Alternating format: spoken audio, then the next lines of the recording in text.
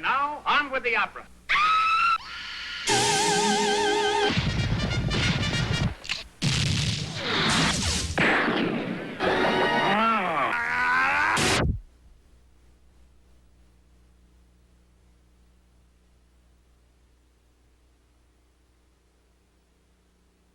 From the people who brought you big screen television comes the sound to go with it. Frankly, my dear, I don't give a...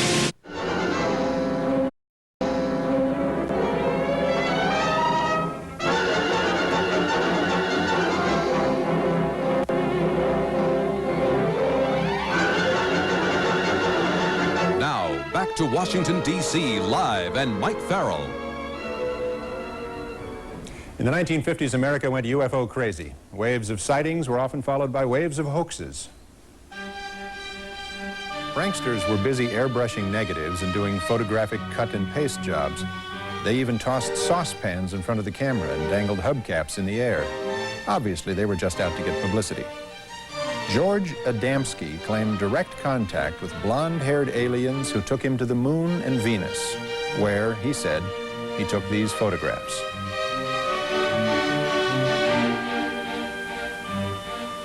Then came the Barker incident at a small airfield in West Virginia, where this film footage was shot.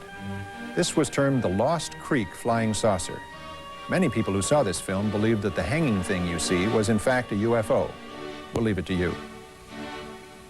The 60s and 70s brought various groups of people who actually built saucer-shaped vehicles and attempted to fly them.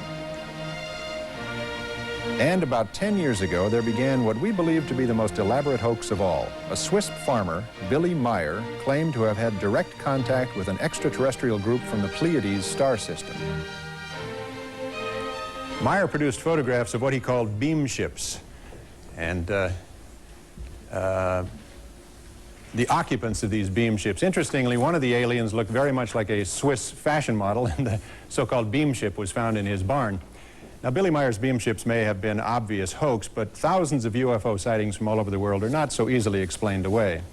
Joining me now from the suburbs of New York City are Robert Pozzuoli, a computer systems executive, and his wife, Lori. I'm glad you could be with us tonight. Thank you, and nice to be here. Tell us what happened to you 4 years ago. Local residents around our town of Brewston, New York, reported seeing UFOs. More than 9,000 reports came in and were always the same.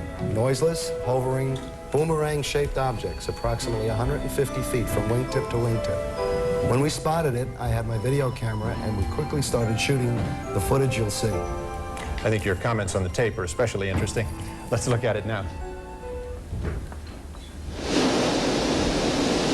Oh, good God. What do you think? I don't know. About planes? I'm going to tell you something, honey. I don't know what the hell it is.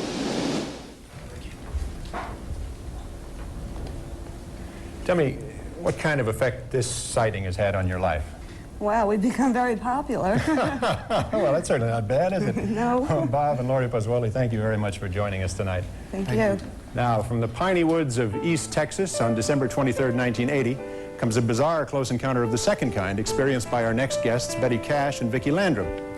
Betty, Vicki, thank you for making the trip here tonight. Welcome to our show. Tell me, what happened to you that night? It was a very cold night. Vicki and I and her grandson were coming back from playing bingo. Suddenly, little Colby noticed a bright light in the sky above the pine trees. A tremendous amount of heat was coming from this diamond-shaped thing. Fire was coming out of the bottom of it. When it moved, it made a swishing sound, and there was a beeping the entire time, a deafening beeping that I still hear in my mind at night. All three of us got out of the car, but Toby and I got right back in. I just stood there terrified for about 10 minutes. The object lit up the surrounding pine woods like it was daylight. I was burning, my skin was burning. Well, you must have been terrified. How long did the craft hover over you? Oh, about 20 minutes. Fire was coming out of the bottom like a blowtorch. It lifted up and then flew over the trees. That was when we saw the helicopters come out. The helicopters? Colby County, 23 of them. And I understand, in fact, you later identified them as CH-47 Chinook military helicopters. Yes, it seems that they were trying to escort the craft somewhere. It looked like they were about to collide. The roar sounded like a tornado. When we got home, I washed Kobe off and put him to bed. When the water touched his skin, he cried out like he had been burned, as if he had been in the sun too long. And I was too sick to work the next day. My eyes swelled closed and welts appeared on my face and head. I thought I was going to die. Vicki came and took me to the emergency room of the hospital. They treated me like a burn patient. Over the next few days, I kept losing big patches of skin on my face, and about half my hair fell out. They kept me in the hospital over a month with no improvement. It seems to me it takes remarkable inner strength to survive an ordeal like that. How are you doing now? I have cancer. I was operated on in March 1983, and the doctors could not say if they got it all. Now some days I'm okay, other days are terrible. Has the government ever expressed a willingness to take responsibility for this thing? No, and I'm mad as hell, and disappointed with the government of our United States. Well, I don't blame you, Miss Cash. And Ms. Landrum, thank you for joining us in Washington. I think you two are extraordinarily courageous ladies. Thank you. Now, we'd like you to, thank you. We'd like you to see this exclusive videotape of a man we know only as Falcon. We asked him what the truth was concerning your case. The Cash Landrum incident, the craft that was observed was a alien craft piloted by military aircraft pilots. Although they had been trained and were somewhat familiar with the craft, they found that the aircraft did not respond to certain controls. They radioed that they thought the craft was going to crash. Standard procedures for the military in a situation where an aircraft was going to crash, the military would send up search and rescue helicopters. The helicopters were following the craft. The craft experienced severe problems. It was thought that the craft was going to crash. However, this craft did not crash. Here are two hypotheses. One, the UFO Betty Cash and Vicki Landrum saw was actually an aircraft developed by the United States government. Another possibility, suggested by Falcon, is that it was a craft given our government by extraterrestrials. Stand by for first-hand reports of abduction, close encounters of the fourth kind. Stay with UFO Cover-Up Live. You can depend on AT&T Long Distance thanks to the remarkable people who put our equipment to the test. I love wrecking things. This is a special laboratory. Here we create disasters. One disaster right after another. Why do we do all this? Once we understand how these things can destroy long-distance service, we can build equipment that'll stand up to it. We're reaching further to bring your world closer. Yeah, the storm's over. AT&T, the right choice. Today, there's a way to lose weight without being hungry and without caffeine to make you nervous. I lose weight because I'm not hungry, and Dexatrim's caffeine-free, so I don't feel nervous or jittery. Dexatrim's amazing. I lost weight without being hungry, and that never happened before. Just one caffeine-free Dexatrim works all day, morning through bedtime, to control your appetite and help you lose weight. The pounds came off, and I feel great. Today's caffeine-free Dexatrim. Nothing works harder to help you lose weight. They are among the most notorious outlaws in American history. I'm Miss Bonnie Parker, and this here's Mr. Clyde Barrow. Their robberies were legendary. Good afternoon. This is the Barrow Gang. Their lives reckless. We're gonna hold up that bank. We're gonna take it. Their love destined to be cut short. You made me somebody they're gonna remember. Faye Dunaway, Warren Beatty in the Academy Award-winning classic, Bonnie and Clyde, Monday at 8 here on Channel 5. Another typical day in California. Some of us will take a double order a double-decker, or get two little ones whether we ordered them or not. And millions of us will take a few minutes to play Double Rainbow, the lottery's new scratcher. You can double your cash prize. Even take a double spin. Double Rainbow, another reason life's more fun in California. Here's Harvey Rosenfield, the Santa Monica activist who wrote Prop 103. Harvey's pretty good at getting publicity for himself. Here's Harvey at a press conference, dumping manure. Here's Harvey at another press conference with gun-toting associates.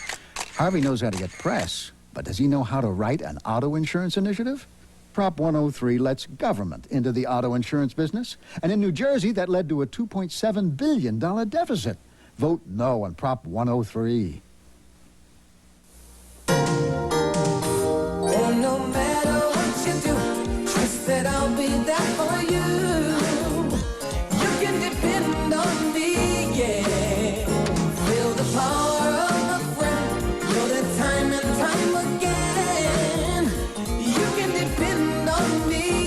New improved Kodak batteries last longer than ever. So when you need us, we'll be there. You can depend on me. Kodak batteries. Depend on us. Once again, welcome back to UFO Cover-Up Live.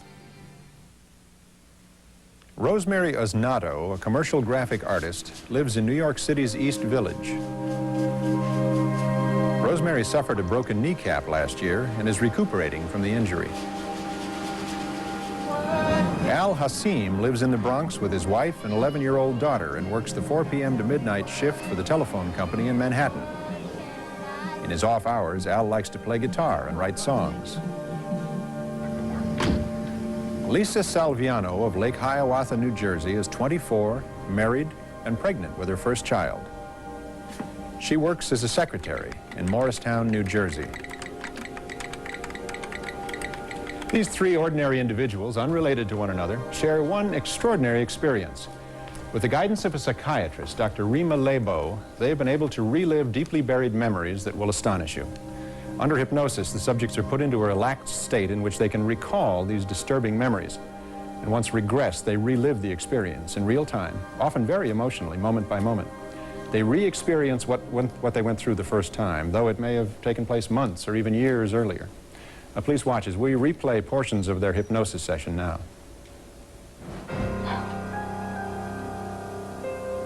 I could see the lights in the city, and there was this light coming over my head. Very bright, very intense light, very sharp, heavy. It was coming straight down. Kept looking to see what was on the roof. I'm trying to see what it is, and I can't see what it is. What's preventing you from seeing it? Because it's so bright, I can't look through the brightness to see what it is. I was woken up. I was sleeping. And I woke up. Mm-hmm. There was somebody outside my window. Mm-hmm. They wanted me to go out. Mm-hmm.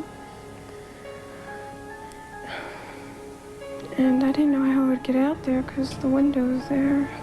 Mm-hmm. But when I thought that, all of a sudden I started to move up and out. And I went through the window. And I thought that was so neat. Can you feel your feet on the floor and walking in a regular way? No. Oh. It doesn't seem like I walk because it seems like